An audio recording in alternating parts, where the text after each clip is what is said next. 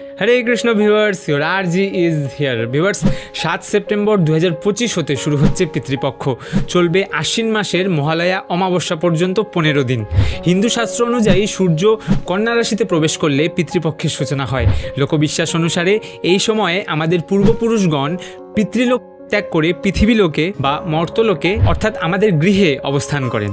পরবর্তী সূর্য বৃশ্চিক রাশিতে প্রবেশ করলে তারা পুনরায় ফিরে যান। আমাদের আগের 3 পুরুষ পর্যন্ত পিতৃলোকে বাস করেন।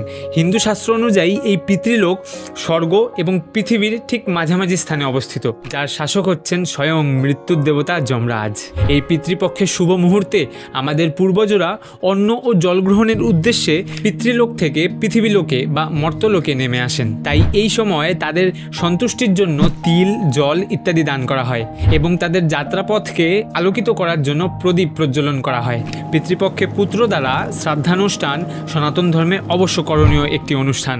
এই অনুষ্ঠানের ফলেই মৃত্যের আত্মা স্বর্গে প্রবেশাধিকার পায়।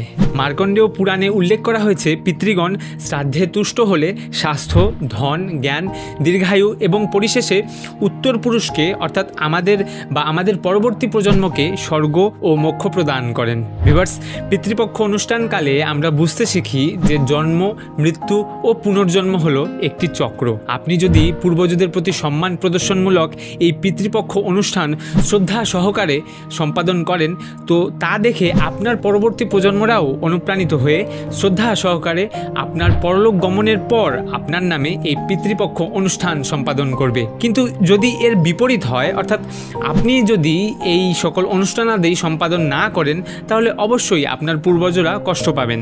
এবং এখন একবার ভেবে দেখুন, যখন আপনি পরলোক গমন করবেন, তখন আপনার সন্তানাদি অর্থাৎ আপনার পরবর্তী প্রজন্মরাও আপনার প্রতি এরকম শ্রদ্ধামূলক অনুষ্ঠান সম্পাদন করবে না। কারণ যেহেতু আপনি করেননি, তাই আপনার পরবর্তী প্রজন্মরাও করবে না, আর তাহলে তো অবশ্যই আপনিও কষ্ট পাবেন, তাই নয় কি? ভিউয়ার্স, এই দেহ অনিত্য, কিন্তু কর্মের ফল অনন্তকাল ধরে বয়ে চলে। তাই জীবিত অবস্থায় সৎকর্ম কিন্তু জরুরি।